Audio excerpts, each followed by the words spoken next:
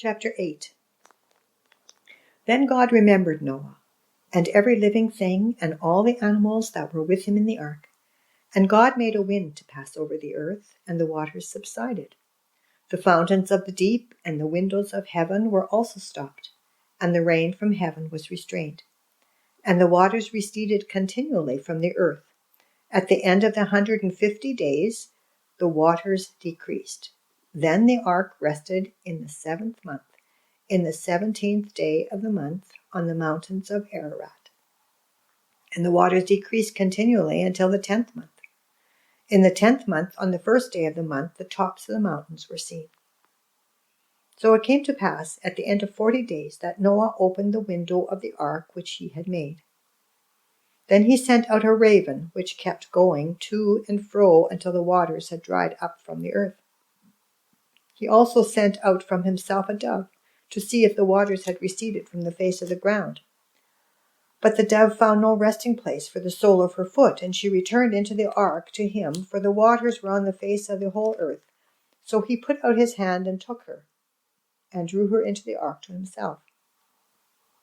And he waited yet another 7 days, and again he sent the dove out from the ark. Then the dove came to him in the evening, and behold, a freshly plucked olive leaf was in her mouth, and Noah knew that the waters had receded from the earth.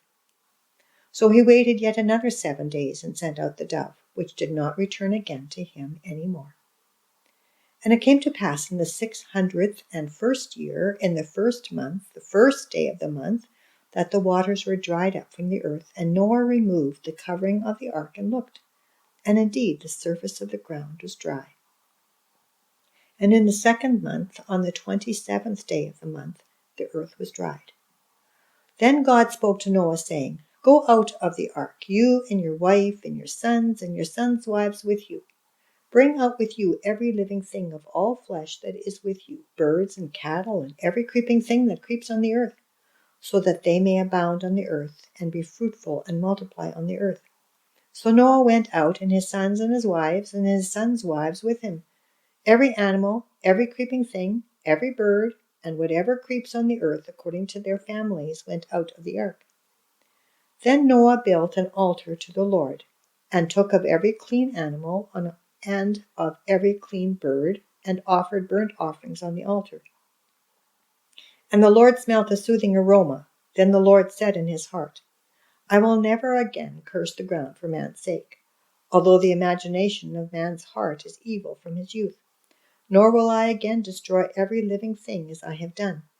While the earth remains, seed time and harvest, cold and heat, winter and summer, and day and night shall not cease. Chapter 9. So God blessed Noah and his sons, and said to them, Be fruitful and multiply, and fill the earth.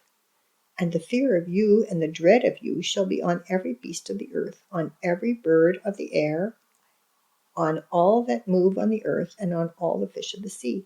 They are given into your hand. Every moving thing that lives shall be food for you. I have given you all things, even as the green herbs. But you shall not eat flesh with its life, that is, its blood. Surely for your lifeblood I will demand a reckoning. From the hand of every beast I will require it, and from the hand of man. From the hand of every man's brother I will require the life of man. Whoever sheds man's blood, by man his blood shall be shed. For in the image of God he made man. And as for you, be fruitful and multiply, bring forth abundantly in the earth, and multiply in it. Then God spoke to Noah and to his sons with him, saying, And as for me, behold, I establish my covenant with you and your descendants after you, and with every living creature that is with you, the birds, the cattle, and every beast of the earth with you, of all that go out of the ark, every beast of the earth. Thus I establish my covenant with you. Never again shall all flesh be cut off by the waters of the flood. Never again shall there be a flood to destroy the earth. And God said, This is the sign of the covenant which I make between me and you, and every living creature that is with you, for perpetual generations. I set my rainbow in the cloud, and it shall be for the sign of the covenant between me and the earth. It shall be when I bring a cloud over the earth, that the rainbow shall be seen in the cloud. And I will remember my covenant which is between me and you and every living creature of all flesh. The water shall never again become a flood to destroy all flesh, and the rainbow shall be in the cloud. And I will look on it to remember the everlasting covenant between God and every living creature of all flesh that is on the earth. And God said to Noah, This is the sign of the covenant which I have established between me and all flesh that is on the earth. Now the sons of Noah who went out of the ark were Shem, Ham, and Japheth. And Ham was the father of Canaan. These three were the sons of Noah, and from these the whole earth was populated. And Noah began to be a farmer, and he planted a vineyard. Then he drank of the wine and was drunk, and became uncovered in his tent. And Ham, the father of Canaan, saw the nakedness of his father, and told his two brothers outside.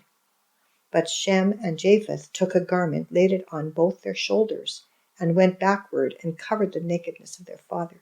Their faces were turned away, and they did not see their father's nakedness. So Noah woke from his wine and knew what his younger son had done to him. Then he said, Cursed be Canaan, a servant of servants. He shall be to his brethren. And he said, Blessed be the Lord, the God of Shem, and may Canaan be his servant. May God enlarge Japheth, and may he dwell in the tents of Shem, and may Canaan be his servant. And Noah lived after the flood 350 years. So all the days of Noah were 950 years, and he died. Chapter 10. Now this is the genealogy of the sons of Noah, Shem, Ham, and Japheth.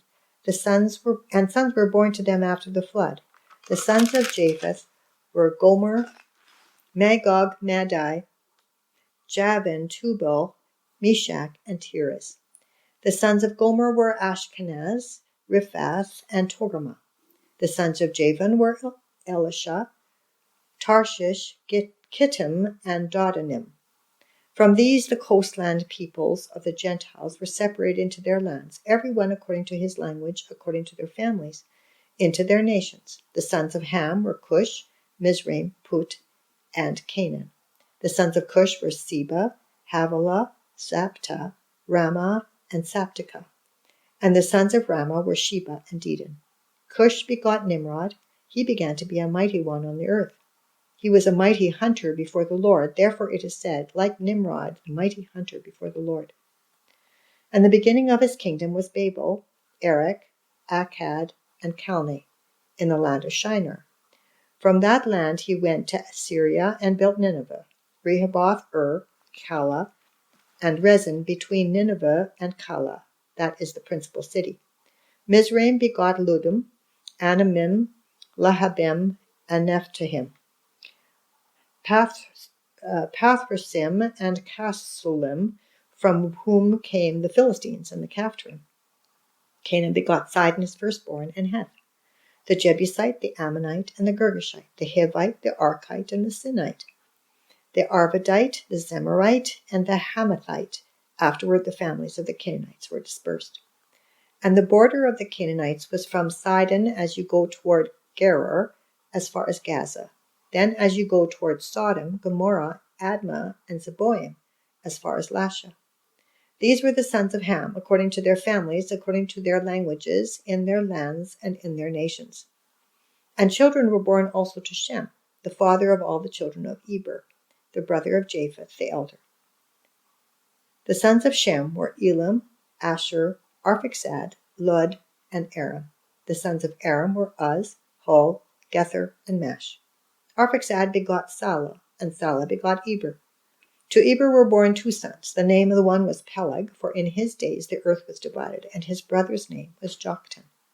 Joktan begot Almodad, Sheleph, Hazaramath, Jared, Hadoram, Uzil, Dikla, Obal, Abimel, Sheba, Ophir, Havilah, and Jobah. All these were the sons of Joktan. And their dwelling place was from Mesha as you go toward Zephyr, the mountain of the east. These were the sons of Shem, according to their families, according to their languages, in their lands, according to their nations. These were the families of the sons of Noah, according to their generations, in their nations, and from these the nations were divided on the earth after the flood. Chapter 11. Now the whole earth had one language and one speech. And it came to pass, as they journeyed from the east, that they found a plain in the land of Shinar, and they dwelt there. Then they said to one another, Come, let us make bricks and bake them thoroughly. They had brick for stone, and they had asphalt for mortar. And they said, Come, let us build ourselves a city, and a tower whose top is in the heavens. Let us make a name for ourselves, lest we be scattered abroad over the face of the whole earth. But the Lord came down to see the city and the tower which the sons of men had built. And the Lord said, Indeed, the people are one, and they all have one language, and this is what they begin to do. Now nothing that they propose to do will be withheld from them. Come, let us go down, and there confuse their language, that they may not understand one another's speech. So the Lord scattered them abroad from there over the face of all the earth, and they ceased building the city. Therefore its name is called Babel, because there the Lord confused the language of all the earth, and from there the Lord scattered them abroad over the face of all the earth.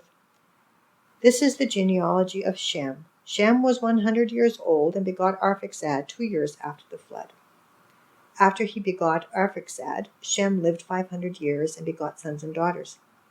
Arphaxad lived 35 years and begot Salah. After he begot Salah, Arphaxad lived 403 years and begot sons and daughters. Salah lived 30 years and begot Eber. After he begot Eber, Salah lived 403 years and begot sons and daughters. Eber lived 34 years and begot Peleg. After he begot Peleg, Eber lived 430 years and begot sons and daughters. Peleg lived 30 years and begot Reuel. After he begot Reuel, Peleg lived 209 years and begot sons and daughters. Reuel lived 32 years and begot Serug. After he begot Serug, Reuel lived 207 years and begot sons and daughters. Serug lived 30 years and begot Nahor. After he begot Nahor, Serug lived 200 years and begot sons and daughters. Nahor lived 29 years and begot Terah. After he begot Terah, Nahor lived 119 years and begot sons and daughters. Now Terah lived 70 years and begot Abram, Nahor, and Haran. This is the genealogy of Terah. Terah begot Abram, Nahor, and Haran. Haran begot Lot, and Haran died before his father Terah in his native land in Ur of the Chaldeans. Then Abram and Nahor took wives, and the name of Abram's wife was Sarai, and the name of Nahor's wife Milcah, the daughter of Haran, the father of Milcah, and the father of Iscah. Now Sarai was barren, she had no child. And Terah took his son Abram and his grandson Lot, the son of Haran, and his daughter-in-law Sarai, his son Abram's wife, and they went out with them from Ur of the Chaldeans to go to the land of Canaan, and they came to Haran and dwelt there. So the days of Terah were 205 years, and Terah died in Haran.